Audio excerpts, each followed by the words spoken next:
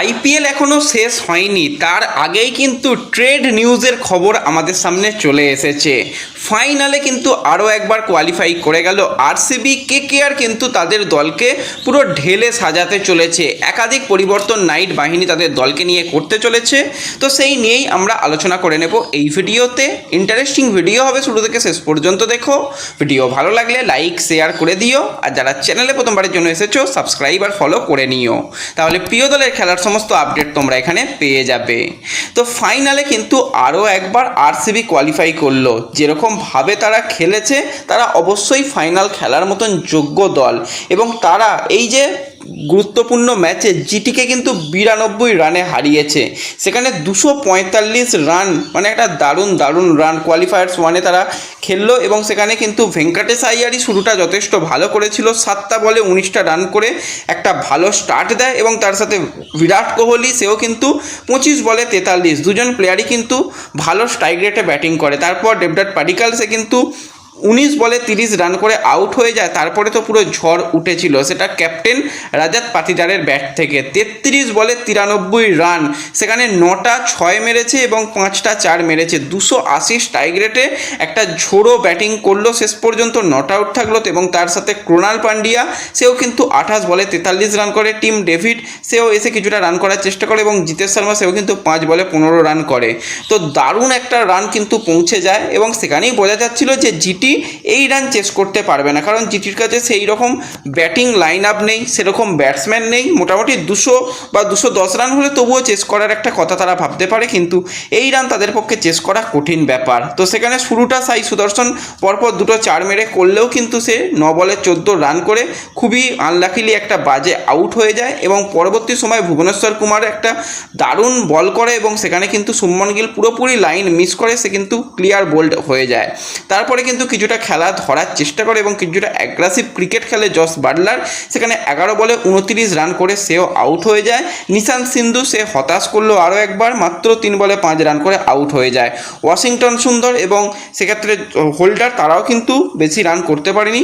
Holder তো খাতা খুলতেই পারলো না। ওয়াশিংটন সুন্দর তবু 8 রান করে আউট হয়ে যায়। রাহুল তিওয়াটিয়া, তাকে ইম্প্যাক্ট প্লেয়ার হিসাবে নিয়ে আসা হয়, এবং রাহুল তিওয়াটিয়াই যা করেছে, ওই সম্মানজনক একটা রান অন্তত করে গেছে। সেখানে 43 বলে 68 রানের একটা ভালো ইনিংস খেলেছে, কিন্তু সেই ইনিংসের তার সাথে খেলার মতন কেউ ছিলও না। আর তার আগেই মোটামুটি যখনই হোল্ডারের উইকেট পড়ে গেছে, সেখানেই বোঝা যাচ্ছিল যে ম্যাচ শেষ, এখান থেকে আর অন্তত জিটি ম্যাচ জিততে পারবে না। তো সেই জায়গাতে কিন্তু আবারও দারুণ বোলিং করতে দেখা যায় জেকব ডাফিকে। 4 ওভারে 39 রান দিয়ে 3টে উইকেট। ভুবনেশ্বর কুমারও কিন্তু ভালো বোলিং করেছে, 28 রান দিয়ে 2টো উইকেট নিয়েছে। হাজালার একটা উইকেট পেয়েছে।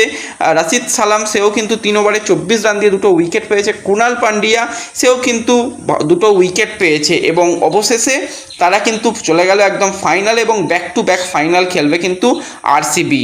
দারুণ, এটা একটা কিন্তু রেকর্ড বলতেই হয়। এর আগে কিন্তু ব্যাক টু ব্যাক দলকে ফাইনালে তুলেছিল মহেন্দ্র সিং ধোনি। 2010, 11, 12, 13 পরপর 4বার কিন্তু ফাইনালে দলকে তুলেছিল। রোহিত শর্মা 2019-20 সেখানে ফাইনাল খেলিয়েছিল তাদের দলকে। Hardik Pandya 2022-23 back to back final খেলিয়েছিল, এবং তার সাথে কিন্তু শ্রেয়াস আইয়ার, সেও কিন্তু 24-25 পরপর ব্যাক টু ব্যাক সিজনে ফাইনাল খেলেছিল, এবং রাজাত পাটিদার, সেও কিন্তু 2টো সিজন পরপর কিন্তু তার দলকে ফাইনাল খেলালো।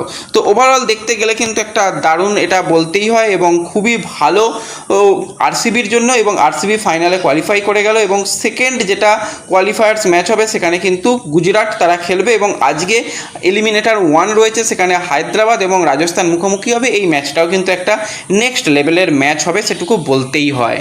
তো এর সাথে সাথে আমরা যদি একটুখানি আইপিএলের বাকি খবরাখবর নিয়ে কথা বলি, তো খবরাখবর কিন্তু বেরিয়ে আসছে আইপিএল নিয়ে এখন থেকেই, কারণ আমরা দেখতে পাচ্ছি যে আইপিএলের এখনও শেষ হয়নি, কিন্তু তার আগেই ট্রেড নিয়ে কথাবার্তা চলছে। হার্দিক পান্ডিয়া কিন্তু মুম্বাই ইন্ডিয়ান্স ছাড়তে পারে, তার সম্ভাবনা প্রবল রয়েছে।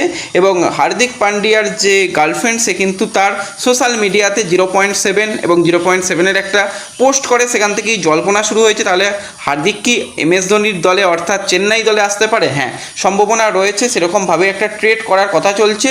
হার্দিক এলে কিন্তু তারা চাইছে অন্তত 2জন প্লেয়ারকে, সেখানে শিবম দুবেকে ডেফিনেটলি চাইছে যে ট্রেড করে নিতে, এবং শিবম দুবে ছাড়াও কিন্তু অনসুল কম্বোজের দিকে নজর রয়েছে এবং আয়ুষ মাত্রের দিকেও নজর রয়েছে। তো অনসুল কম্বোজে যদি আমরা কথা বলি, সে কিন্তু এর আগেও মুম্বাই দলে খেলেছে এবং মুম্বাই দলে 3টে ম্যাচ খেলেছিল এবং 2টো উইকেট পেয়েছিল। কিন্তু এই সিজনে যেভাবে অনসুল কম্বোজ খেলেছে 14টা ইনিংসে 21টা উইকেট, এর আগের সিজনেও 8 ইনিংসে 8টা উইকেট, দারুণ কিন্তু রেকর্ড। এছাড়া আয়ুষ মাহাত্রে, সেও কিন্তু ইয়াং ট্যালেন্টেড, সেও একজন মুম্বাইয়ের প্লেয়ার, মুম্বাইয়ের হয়ে কিন্তু ঘরোয়া লিগ খেলে। তো তার যদি আমরা কথা বলি, সেও কিন্তু এবারে 6 ইনিংসে 201 রান এবং লাস্ট ইয়ারে কিন্তু 7 ইনিংসে 240 রান করেছিল। তো ওভারঅল দেখতে গেলে কিন্তু এই দুজন প্লেয়ারের মধ্যে একজন প্লেয়ার এবং শিবম দুবেকে চাইছে হার্দিক পান্ডিয়ার পরিবর্তে। তো এই ট্রেডটা হওয়ার একটা সম্ভাবনা রয়েছে। হার্দিককে নিয়ে সামনের দিকে আরও অনেক জল্পনা চলবে, কারণ হার্দিক একটা ব্র্যান্ড ভ্যালু নিয়ে আসে এবং অবশ্যই একটা অলরাউন্ডার পারফরমেন্স নিয়ে আসে। তো তাকে নিয়ে আরও অন্যান্য দলরাও টার্গেট করবে পরবর্তী সময়, সেই নিয়ে অবশ্যই তোমাদের আপডেট শেয়ার করে দেব।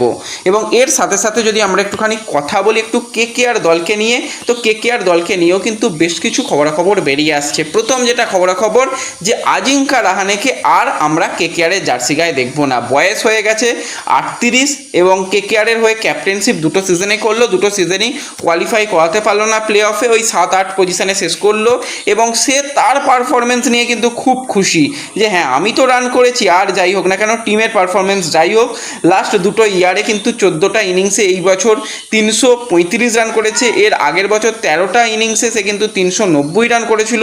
তো যা করার করে দিয়েছে, তাকে কিন্তু আর ক্যাপ্টেন এমনকি প্লেয়ার হিসাবেও রাখবে না, সেরকমটাই কিন্তু বেশ কিছু জায়গা থেকে রিপোর্ট বেরিয়ে আসছে। তাকে কিন্তু রিলিজ করতে চলেছে এবং ক্যাপ্টেন তো গেল, এবার ক্যাপ্টেন কে হবে সেই নিয়েও কেকেআর ভাবনা চিন্তা করছে। রিঙ্কু সিংকে খুব সম্ভবত ক্যাপ্টেনশিপ নাও দেওয়া হতে পারে, অন্য কোনো ক্যাপ্টেনকে আমরা কেকেআরকে ক্যাপ্টেনশিপ করাতে দেখতে পেতে পারি, সেটার সম্ভাবনা প্রবল রয়েছে। এবং তার সাথে সাথে আমরা যদি কথা বলি যে কোচিং স্টাফেও কিন্তু একাধিক পরিবর্তন হতে পারে।